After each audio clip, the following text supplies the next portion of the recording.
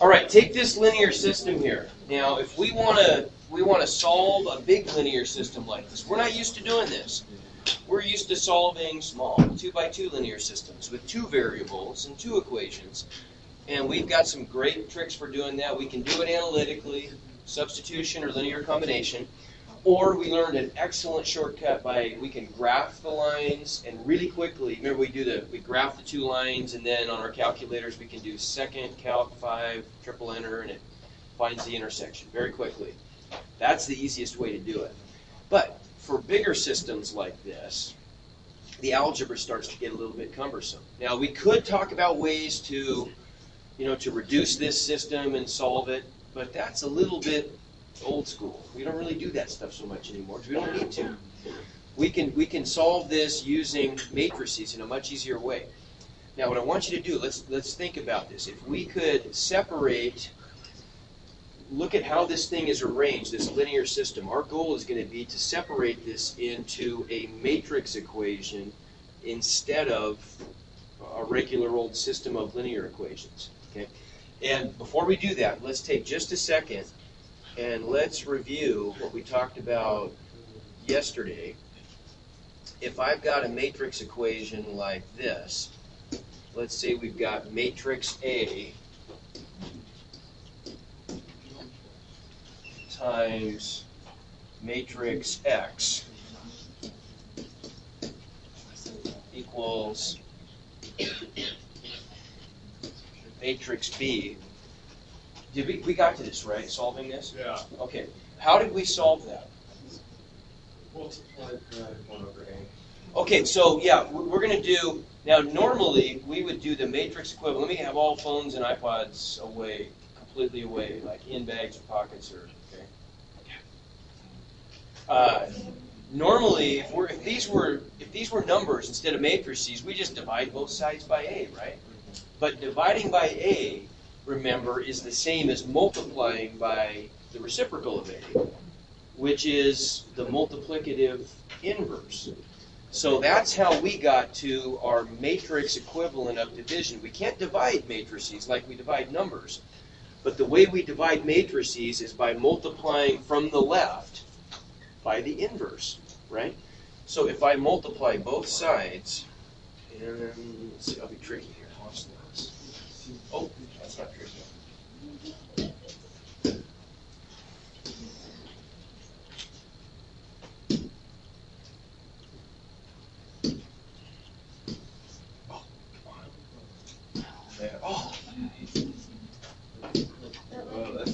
Oh, that's just a mess.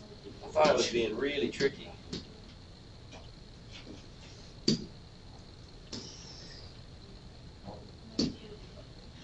There, that's what I want to do. Okay, so if I multiply both sides from the left by A inverse,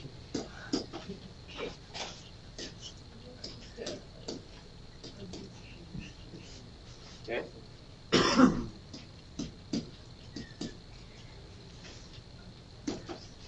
what is, if I take the product of 2 inverse matrices, what did that give us back? With numbers, if I multiplied 1 over A times A, what do I get back? 1, which was the special identity number for multiplication. We don't have a number 1 for matrices, but instead we have what? What do we call that thing? The Identity matrix, yeah. So this stuff just equals I, the identity matrix, which is our matrix equivalent of 1.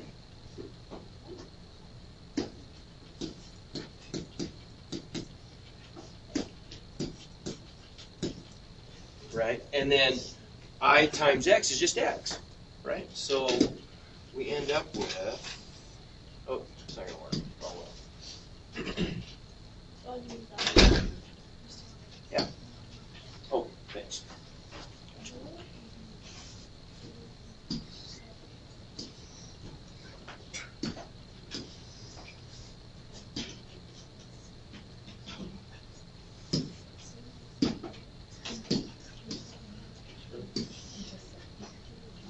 And so that's our answer, right?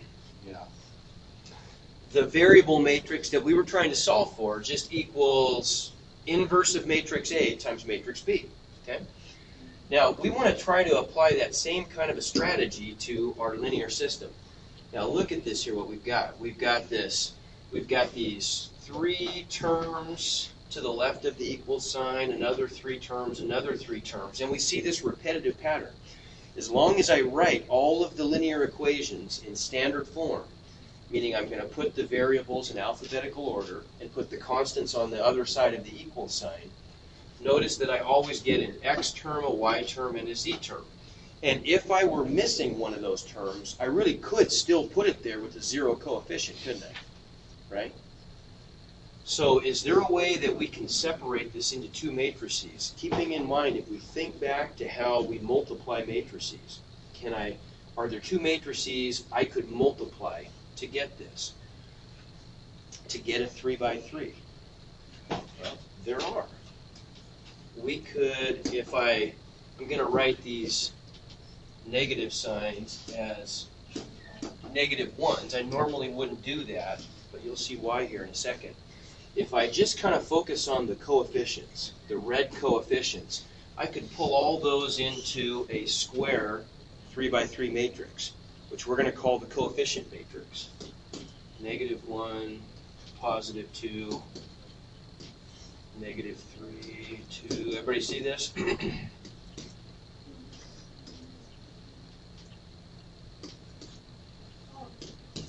Okay, right? Now, when I multiply matrices, oh, and by the way, so we see that the dimensions of that are 3 by 3, right? Okay, how many different variables do we have? 3. X, Y, and Z, right? Different kinds of variables. So if I want to multiply this 3 by 3 matrix by some matrix that involves those 3 variables, so the matrix is only going to have 3 entries, just X, Y, and Z, wouldn't that matrix, doesn't it stand to reason that it would have to be either a 1 by 3 or a 3 by 1? Yes. Which one could I multiply by a 3 by 3? It's got to go down, doesn't it? It's got to be a 3 by 1 because the inside dimensions would have to match up. So the green matrix we're going to make with the variables has to be a 3 by 1. So it's a column matrix. 3 rows, 1 column. All right, so if we line that up, let me just demonstrate, first of all, that product is the same thing as that. Think how we multiply matrices. If I want to get the first row of the resultant, I'm going to multiply this row by that column, right? Well, what happens if I do that? I get negative 1x plus 2y plus negative 3z, right? Doesn't that look an awful lot like that, right? If I multiply this row by this column, because that's how we multiply matrices, rows by columns, I'm going to get 2x minus 5y plus 4z. So you see how it's going to work. These 2 matrices combined give us that. Okay? And if I want to, I could even do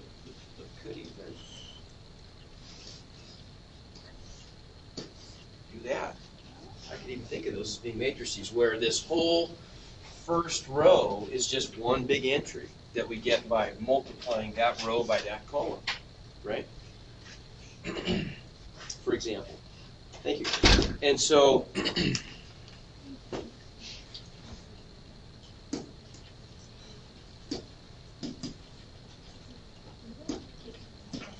oops. And so now, how would we solve this thing?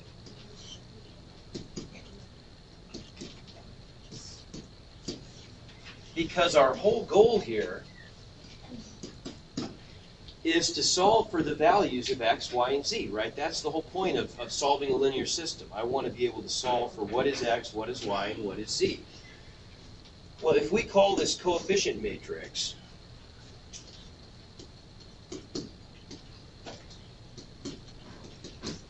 if I call that matrix A, and I call the variable matrix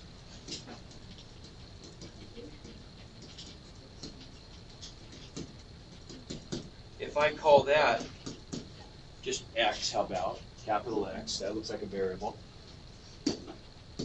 And this one over here that are all the constants, well, let's call that the constant matrix.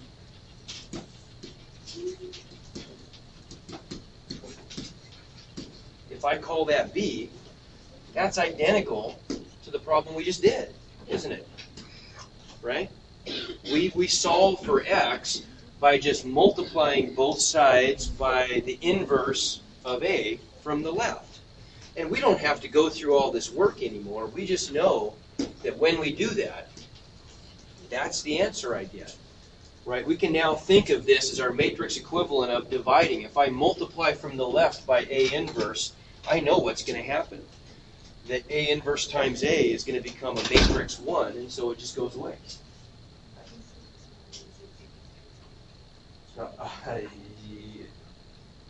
For this very second, does she need it?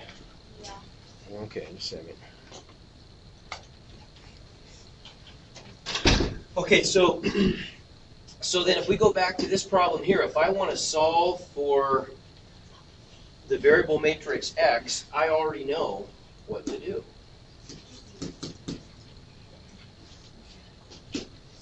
My answer is just going to be what? Yeah. The inverse of the coefficient matrix times the constant matrix. Piece of cake, right?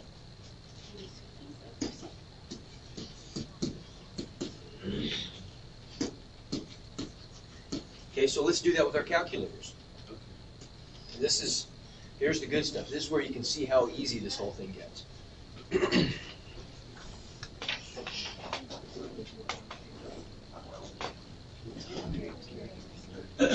Okay, so get out your calculators. Now, when we want to solve this linear system, all we've got to do, once we get the system written in standard form, is just input the coefficient matrix as A, the constant matrix as B, and multiply A inverse times B, and that's it. Okay? So, second matrix, right? We want to edit A to be what dimension? 3 by 3.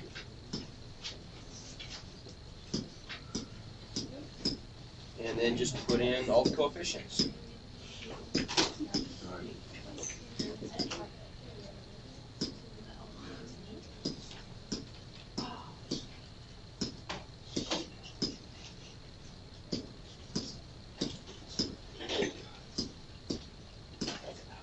Okay, so there's matrix A. Okay. There's matrix B, so I'll just go second matrix, edit 2. And what are the dimensions of that? 3 by 1. 3 by 1.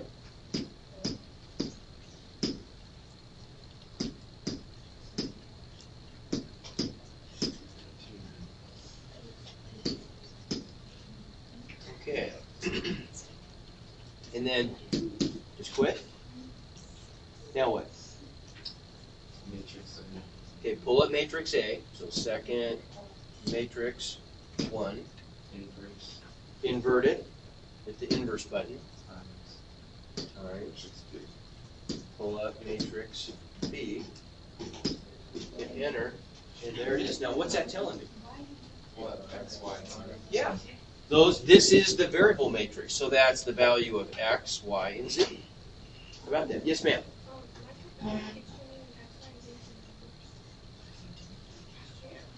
Oh, you have to use the next one. Let's see.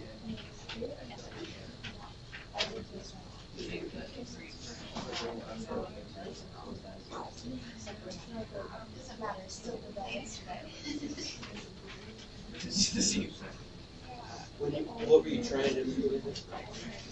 What did you do wrong again? Oh, right. Okay, you don't. You don't have to put the X, Y. Yeah, but you don't actually put the X, Y, and Z in. See, you're putting this in for B. Yeah, you don't put X, Y, and Z. Okay, does that make sense?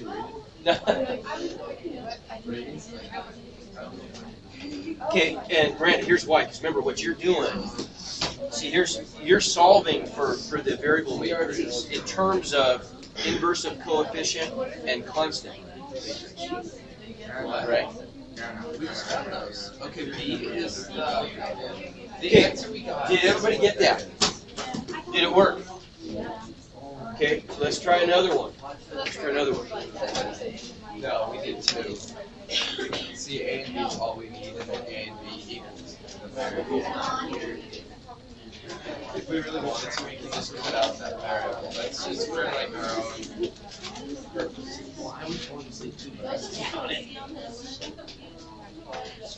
The variable variables is kind of like for our own algebra.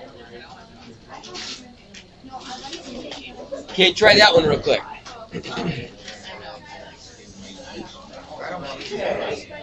Using matrices. I'll try it. I can't guarantee a good result.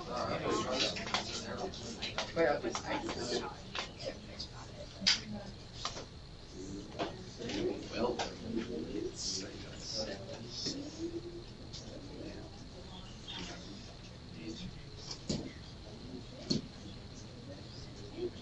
So we'll always put in A as the coefficient matrix. How big is it this time? 3 by 1. 2 by 2. Good. Don't ask.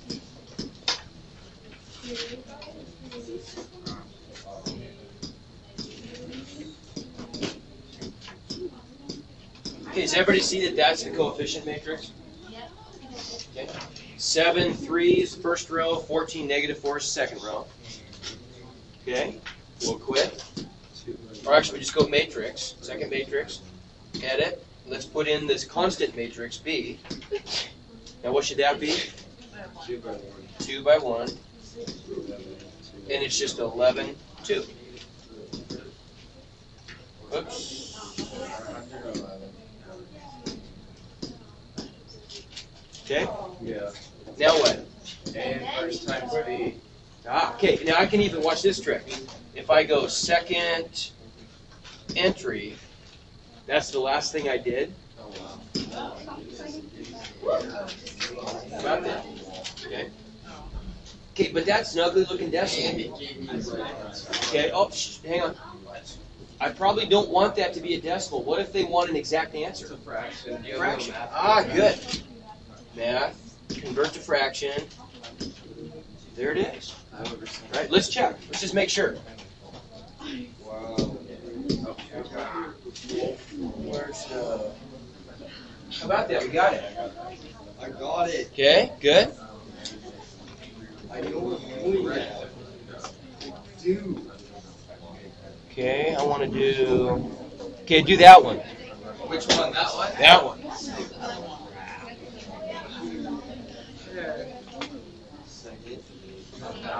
Are you serious?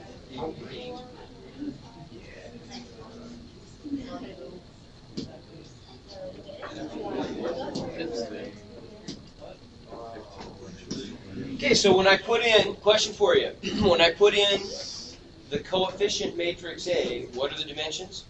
3 by 3. 3 by 3. Okay. So far, so good. So a 3 by 3 should have 9 entries, right? 3 rows, 3 columns. I only see 8 Well, one of those coefficients. is 0. Ah, okay. The fact that I'm missing a z in this middle equation just means that it has a 0 coefficient. Now I have to enter that 0 in the matrix. So -1. Whoops.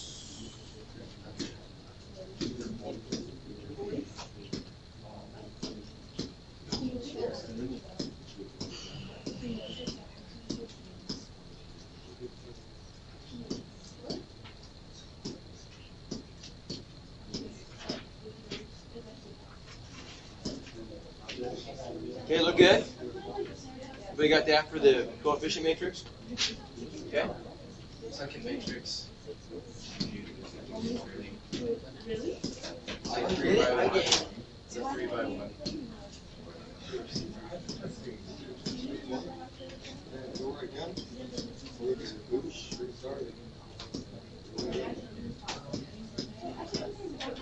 Okay, and Inverse of A times B. okay, what's my shortcut? Inverse of A times B. Oh, we got to go back again. There we Oh, you did go. that twice? Roll it back twice, yeah.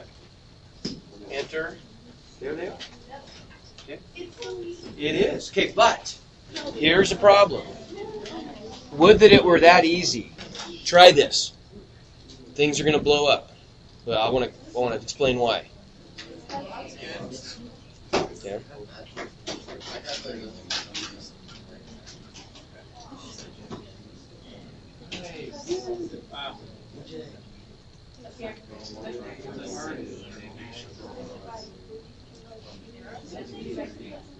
Yeah, what happened? Somebody's already got an answer. Okay, when you put that one in, it says singular matrix. Okay, it doesn't give you an answer. Okay? What's going on? No, it's that system is, that's a legitimate system, but now think back to what happened with when we solved linear systems with two variables, x's and y's. When we looked at the graphs of those, or when we solved it analytically. But when we solved it analytically or we looked at the graphs, we didn't always get a single answer. Sometimes we got something weird happen. Sometimes we got answers that looked like, for example, we got an answer like 8 equals 8. What did that mean? Or 0 equals 0 when we solved the linear system. Okay, good, all real numbers, right? It was one where there were infinite number, where the two lines overlapped, didn't they? Okay. Sometimes we got answers when we solved the linear system analytically that looked like 8 equals 0 or something bizarre like that. What did that mean? No solutions. Parallel lines. Okay, now think back to what these graphs looked like. It's been a little while ago. And we're not going to do a lot of graphing of three-dimensional equations like this. But do you remember that when we graphed a linear equation in 3 variables, each one of those graphs represented a plane, right? It was a flat plane that could have been, they were tilted in those 3 dimensions. We did something like this. Remember we drew this bizarre XYZ coordinate system. Remember that? And let's just say, for example, are any of these easy? Well, the second one is. Can I ask you just? I hear some chatter. It's if I can hear it, people out there have got to be able to hear it. Just for now, just stop what you're doing. I want you to really focus on this. This is important. So if I want to solve this system and graph this plane, I remember I could find the 3 intercepts, the x, y, and z intercepts, and then just connect all those with a plane. If I want to find the x-intercept, that's where the values of y and z are both 0, so I can just cover those up and solve for x. So I got x equals 8, right? So if we go out here, let's see, if we go out here, 1, 2, 3, 4, 5, 6, 7, 8, there's my x-intercept. If I want to find the y-intercept, I can cover up those two and get y equals 4, right? So 1, 2, 3, 4. So there's my y-intercept. And then the z-intercept would be 8. Everybody see that? If I cover up the x and y terms. So 1, 2, 3, 4, 5, 6, 7, 8. So there are 3 points that form that plane. And if I connect those 3 points, try to make this look nice.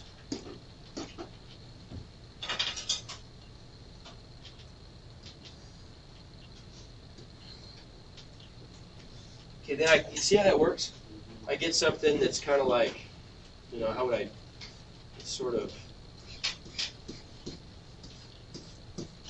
that's just a little piece of the plane that goes forever, but it's tilted, right? It would be kind of out of the board, tilting back like that.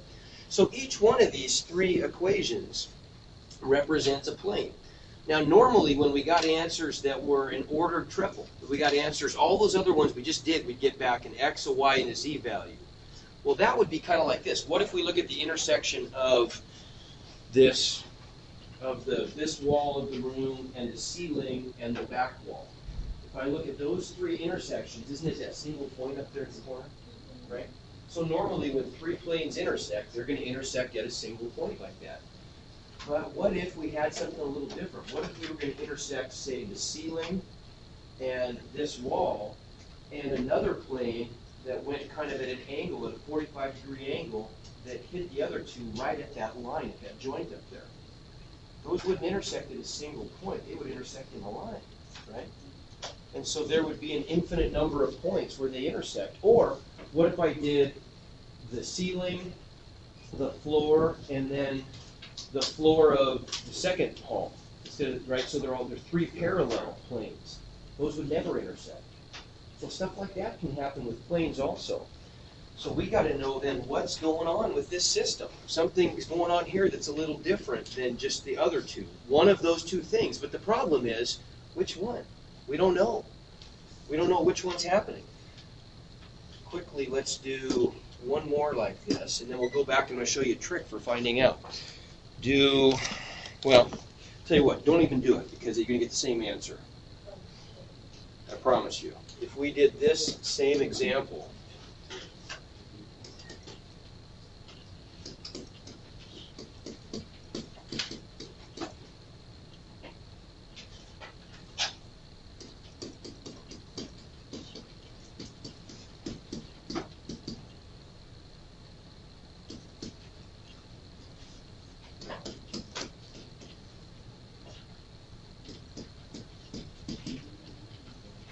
okay, if I did that same example, the same result would occur. Your calculators would tell you singular matrix, and you wouldn't get a single answer.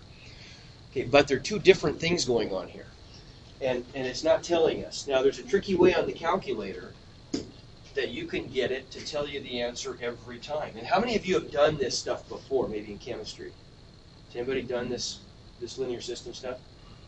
Anybody in chemistry? Okay, if you haven't yet, you will. And this is the way you're going to learn it. But I'm going to show you even a better way of doing this. You won't need it in chemistry, but in other classes you will. What we're going to do is we're going to enter this. It's even quicker. Instead of having to enter 2 separate matrices, we're going to enter this as one augmented matrix. So instead of a 3x3 coefficient matrix and a 3x1 constant matrix, we're going to do this. We're going to turn this into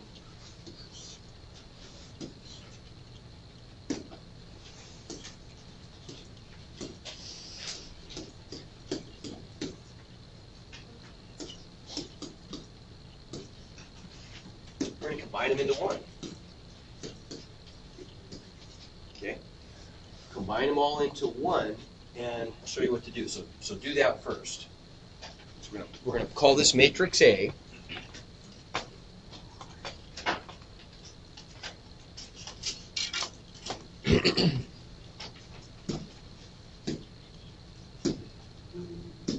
And we're going to make it what size? 3 by 4. 3 by 4. 3 rows by 4 columns. And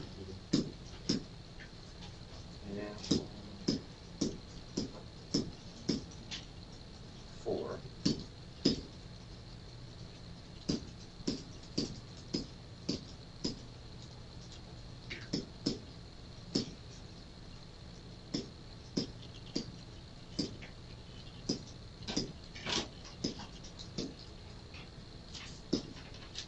Okay, once you get all that in there, here's what you do. We're just going to quit.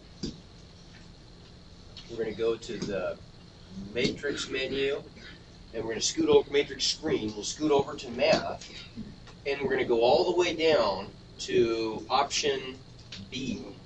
Okay, so you can either go all the way down. Whoa. What's it doing?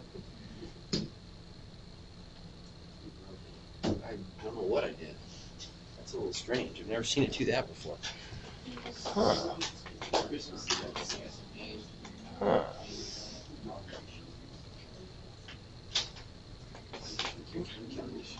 Let's try that again.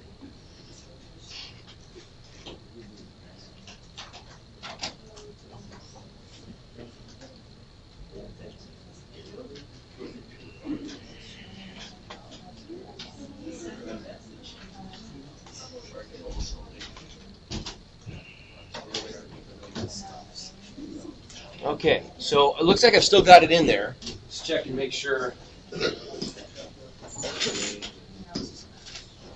Yeah, that's it, right? Okay, good. So it's still in there. Okay, so what I'm going to do then is I'm going to go to the matrix screen, math menu, and I'm going to scoot all the way down to option B.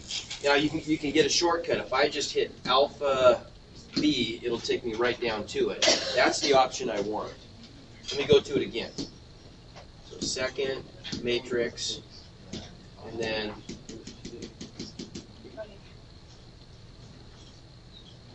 oops, I got to go math. Sorry, my mistake.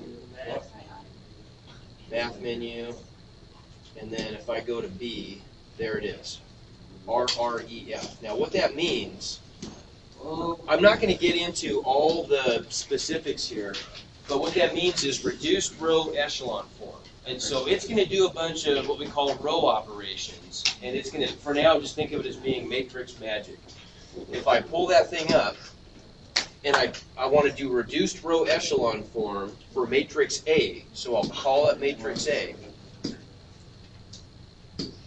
and I hit enter, watch what happens. Okay, now look, it's telling me that 1x plus 1z equals 0, 1y equals 0, and then on the bottom it says 0 x plus 0y plus 0z equals 1. So if you don't get, now normally what we'd want to get is the first 3 rows and 3 columns, the square part of that matrix. If it looks like an identity matrix, then the third column are just going to be the values of x, y, and z like they were before. So if we did one of the prior examples, that's what we would have gotten. It would have said 1, 1, 1, all zeros, and then it would have said the 3 numbers that we got before. That's normal. But if you don't get something normal like that, if you look at the bottom row and it has 3 zeros and then a number, that's our equivalent of saying 0 plus 0 plus 0 equals 1, which is false. And so what's our answer? No solutions. Right. Okay, now if you get, I don't have time to put it in there, but if I went back to the prior example, the one that blew up and said singular matrix, what it would have said is it would have said 0 plus 0 plus 0 equals 0. What's that going to mean? All real numbers. Yeah, that's going to mean that there are an infinite number of answers. The cool thing about this is, now bear with me one more minute here and then we're done. You guys get 3 days to work on this stuff. What this is telling me, if we turn this back into a matrix form, what this first line is telling me is that 1x plus 1z equals 0 and y equals 0. It even tells me what that looks like. So if I wanted to find out what the intersection of those planes looked like, it would mean that y is 0, so it's in the xz plane, and it's just the line x plus z equals 0. So I could actually go into the xz plane and graph that thing and know what the intersection looks like. We're not going to do that this year, but in the future you will. Okay, so it actually gives you a ton of information there that you otherwise wouldn't have had. Okay, does that make sense? But for us, all we care about is this third line, which is false, which means no solution. So not only do we know what the answers are when it works, if you use this echelon form like this, you even know whether it's a no solution or a many solutions if it doesn't work. Okay? All right. You guys are, you're fine. You're fine. You'll have some chance to work on this a little bit. Some of you have done this